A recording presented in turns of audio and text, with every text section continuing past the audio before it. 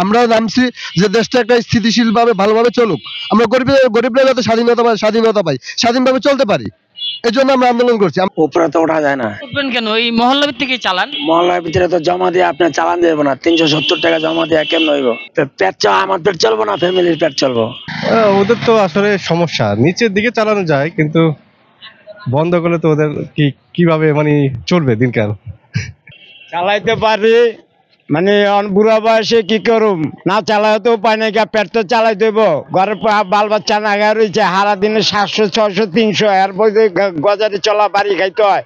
এটা তার ছিঁড়ে, ওইটা তার ছিঁড়ে চিড়ে কাটা হন কেটা হনি, হেরা কারা হেরা কারা, আর আমরা কারা হেরা কারা, এই তো চিনি না। এটা তো আপনারা আসেন জনগণ, দেখেন না রিক্সা চালাই না, মনে হয় যে মানুষের জন্য পেটে লাথি দেওয়া, এটা তো ঠিক না। ছাত্ররা আন্দোলন করে তো কোনো লাভ হয় নাই, কোনো লাভ হয়েছে? গরিব মানুষের যে রিক্সা চালা খায়, হ্যাঁ সমস্যা করে তো লাভ নাই। এরা মনে হয় পেটের টানে রিক্সা চালায়।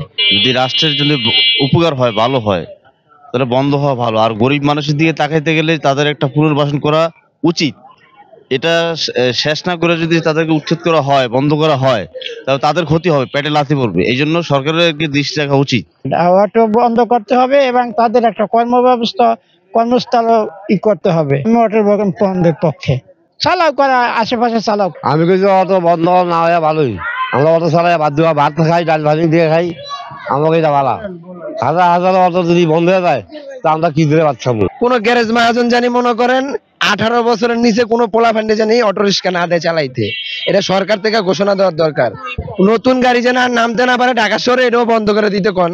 এই যে এক সেট ব্যাটারি কিনা নেই 30,000 32,000 33,000 টাকা দিয়া, এটা তো সরকারের ব্যাট দিয়ে তো ব্যাটারিটা বাংলাদেশে ঢুকতেছে।